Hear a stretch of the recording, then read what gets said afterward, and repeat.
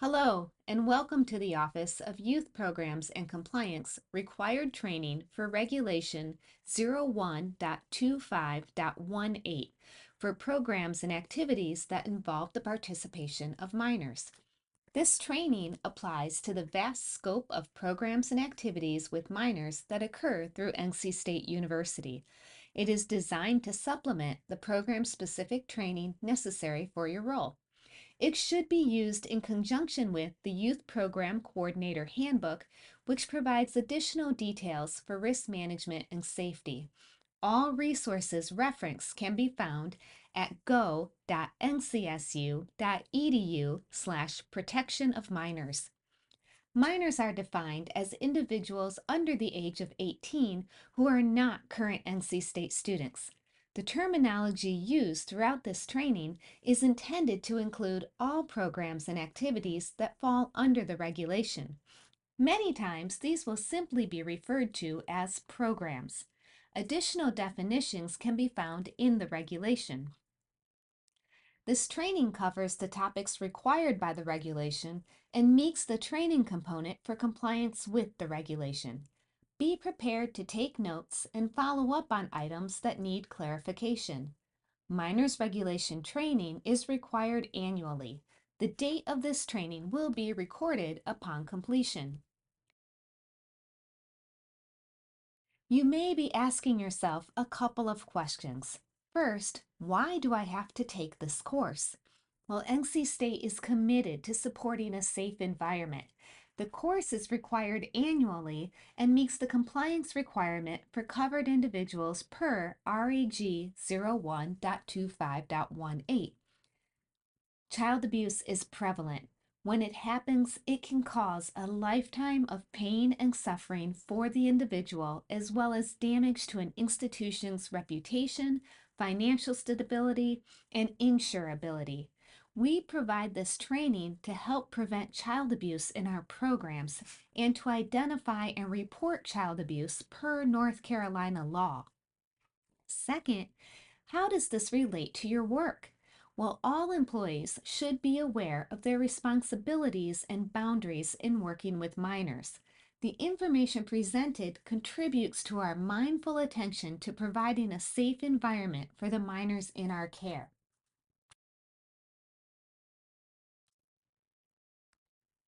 The first training requirement is to review applicable university policies, procedures, and rules, including this regulation. If you have not already, take the time to read through the minors regulation. Review the Youth Program Coordinator Handbook. Reference the resources at go.ncsu.edu/protection of minors. Review your program's rules and guidelines for interacting with minors, both in person and online. Review your program's process for incident reports, behavioral issues, and accidents. Review your program's crisis communication plan and know your program's policy for handling disciplinary issues.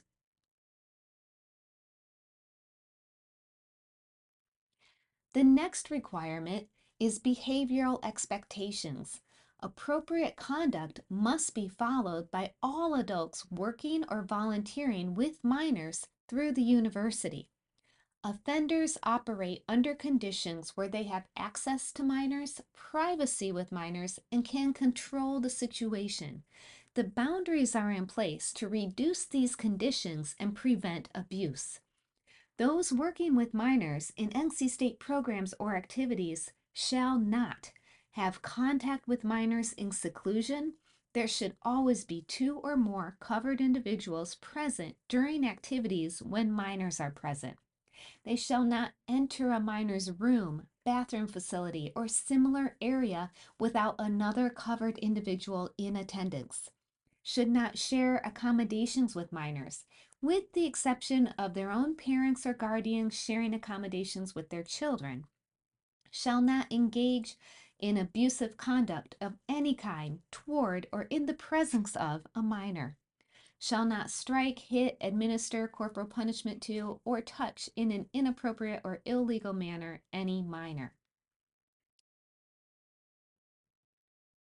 You may be asking yourself, If a one-to-one interaction with a minor is unavoidable, what would I do? Well, you could meet in an open public space and or make sure that the lights are on, windows are uncovered, the doors are open. Interaction should be observable by others who could intervene if inappropriate. Let's continue with behavioral expectations. Those working with minors in NC State programs or activities shall not provide alcohol or illegal drugs to any minor. Covered individuals must also not provide prescription drugs or any medication to a minor unless specifically authorized in writing by the parent or legal guardian as being required for that minor's care. In case of emergency, individuals must call 911. Do not use a personal vehicle to transport a minor. Do not use personal text, email, or social media to communicate with minors outside of the official program. Now, avoiding the use of personal vehicles and avoiding the use of personal electronic communication are expectations that may need further review in your program practices. We'll revisit this. Those working in our activities shall not expose minors to sexually explicit materials such as pornography, shall not engage in any other conduct deemed inappropriate by the Youth Programs Office, such as, but not limited to, taking pictures of minors and sharing through personal social media. So let's revisit. If we are to avoid using personal phone, text, email, or social media, what is the best way to communicate with minors? You can use an app that allows multiple people to see and engage in the conversation. Remember, the interaction should be observable. You could use an NC State or program-specific platform and credentials that are monitored by multiple program staff. Continuing, the next section will cover risk management, best practices, procedures, and guidelines for all program activities. First off, identify the areas of risk and then structure activities to avoid or mitigate the risk. Typical areas of concern include transportation, locker rooms and restrooms, electronic communication, health and medical conditions, allergic reactions, labs and fieldwork, overnight stays or transitions. Good decisions and attentive supervision can reduce the risk in these areas significantly. Refer to the Youth Program Coordinator Handbook for best practices. Be sure to communicate online behavioral expectations with your program personnel, as well as the participants and their parents or legal guardians. Communicate the program expectations so that the participants and their parents know exactly what activities and time commitment will be involved. Encourage parents and guardians and participants to notify leadership if something seems out of line with the expectations. One of the most important guidelines when working with minors is to avoid one-to-one interactions in seclusion. For virtual interactions, have two or more program staff present or have at least 3 people involved in any interaction with minors. For example, if your program meets online with minors by appointment, send a virtual meeting link to the participant and their parent or legal guardian. For email correspondence, use or copy an office email account that is monitored by multiple people. Next, we will cover the supervision plan for adequate supervision in light of the number and average age of the participants, the program activities, and whether overnight stays are involved. These are the supervision ratios provided by the American Camp Association and should be used for in-person programs and activities. Minors must be supervised throughout the duration of the program or activity. Supervision requires active engagement. Be sure to avoid distractions while supervising minors. Depending on your location and program activities, emergency situations may be handled differently. Make sure you know your program's plans for safety in each of these situations. The safety plans, including crisis communication, should be in your Unix Pack Ready plan.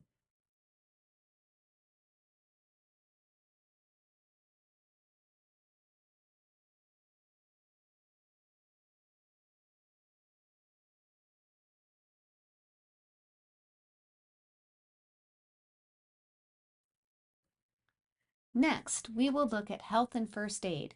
Review this list and the details related to each of these in the Youth Program Coordinator Handbook. Make sure you are aware of your participants' health history, allergies, and medical needs. Monitor participants for symptoms of illness. Inform the parents in writing of situations when they will be notified of a participant illness or injury. Document when parents have been contacted or attempts to contact have been made. Maintain records of all healthcare provided and reports of all incidents requiring medical treatment. Next, we will look at protecting data and privacy. Be intentional about what you collect and how it is used and determine who needs the information. Only collect information that is needed for the program or activity. The participant, parent, guardian should have the right to review, correct, and possibly delete or choose not to provide the requested data. Protect the data from non-necessary use and limit the individuals who have access to the data. Do not collect ultra-sensitive data such as Social Security numbers. Highly sensitive data such as health information should not be shared via email. The next required training component is child abuse identification and reporting. The information on the upcoming slides may be difficult for some. Please know there are resources available, and if you need assistance, reach out to the Office of Risk Assessment and we will help. Based on the statistics shown, we know that child abuse is prevalent in the community and exists even in higher education. In looking at court cases, there are child abuse cases pertaining to distinguished faculty, a vice president, an athletic trainer, a plumber, a current student, a resident advisor, a campus safety officer, and a coach. None of these cases are from NC State, but our community is not immune. We must be vigilant to look for warning signs and prevent abuse from happening in our programs and activities. The sooner that abuse is identified and reported, the better the chance of recovery for the minor. When we look at the portrait of an abuser, specifically a sexually abuser, most are known to the victim. The abuser could be a family member, a friend of the family, teacher, older youth, coach, counselor, or another child. As more programs and activities are moving online, cybercrimes against children are rising. Predators meet minors online and begin a relationship to earn trust and then take advantage of the minors. They may pose as someone younger. They may ask a child to send inappropriate pictures or videos, which could then be used to threaten and extort the minors into providing more graphic images. The effects of abuse have long-lasting emotional impact. Abused children can blame themselves, lack trust, and have difficulties forming relationships into adulthood. Often these children feel that they are worthless or damaged at their core. As an adult, this may cause the victim to fall short of reaching his or her potential and puts them more at risk for abusing other children. The effects of child abuse not only affect the individual, but current and future communities. Now we will look at the 4 types of child abuse. Physical abuse is non-accidental physical injury, ranging from minor bruises to severe fractures or death, as a result of punching, beating, kicking, biting, shaking, throwing, stabbing, choking, hitting, burning, etc. It could be inflicted by a parent, caregiver, or other person that has the responsibility for a child, regardless of intention. The next is emotional psychological abuse. It is a pattern of behavior that impairs a child's emotional development or sense of self-worth, including constant criticism, threats, rejection, or exposure to domestic violence. Neglect is failure to provide for a child's basic needs, including physical, medical, and emotional. Sexual abuse is any sexual act between an adult and a minor or between two minors when one exerts power over the other. The risk for sexual abuse in youth activities requires a closer look. Sexual abuse does not always involve bodily contact. If an adult engages in any sexual behavior with a child to meet the adult's interests or needs, it is abuse. Indecent exposure, exposure to pornography, exploitation through prostitution or the production of pornographic material, sexting and other communication in a sexual manner over the phone or internet is abuse.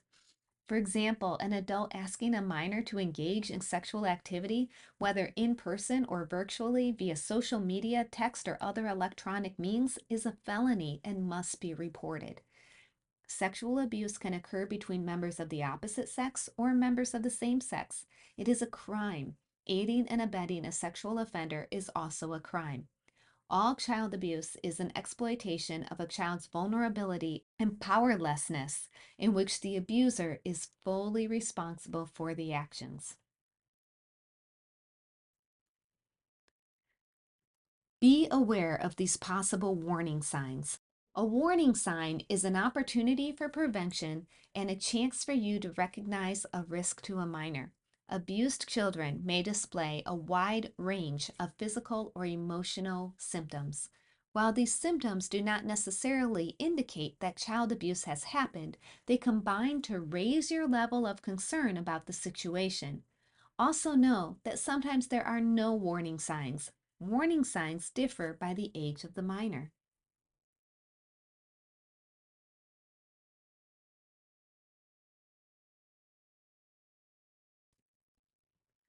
A child is more likely to suffer abuse or neglect in the home than at a camp or a program. A child may disclose to a trusted adult that a relative or caregiver is abusing them. If participants disclose personal information that causes alarm, we must report it. During a disclosure, avoid denial. Provide a safe environment and reassure the child. Listen, really listen to what they have to say and don't make assumptions. Do not interrogate. Don't make any promises. Document any exact quotes and be supportive and non judgmental. Seek advice from your leadership and ask 4 questions. What happened? Who did this to you? When did this happen? Where were you when this happened? Asking any additional questions may contaminate a case. Then always report it. Due to the sensitive nature of this type of report, it is important to maintain the highest level of confidentiality and professionalism.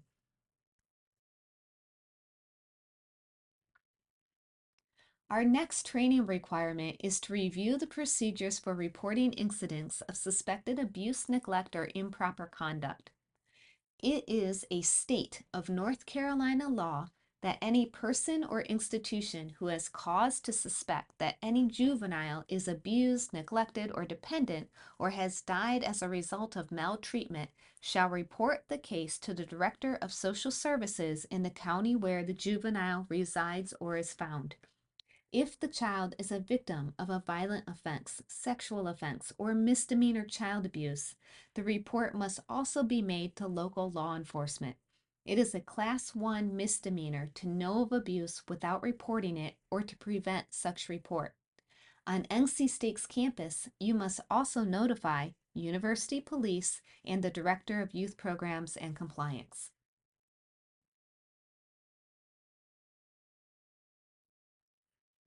Our last training requirement is to review the guidelines for protecting minors from emotional and physical abuse and neglect.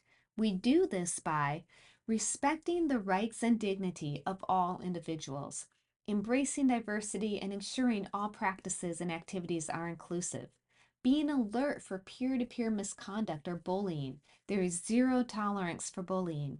It must be identified, addressed, and documented. We set expectations for participants that encourage peer to peer friendships but discourage intimacy or sexual behavior. and by being alert for indications that seem not right. Be sure you are aware of the procedure in place for reporting and dealing with incidents between children from the slight to the serious. If you have concerns related to a participant's behavior, another staff member's behavior, or how to report, discuss with your leadership and the Office of Youth Programs and Compliance.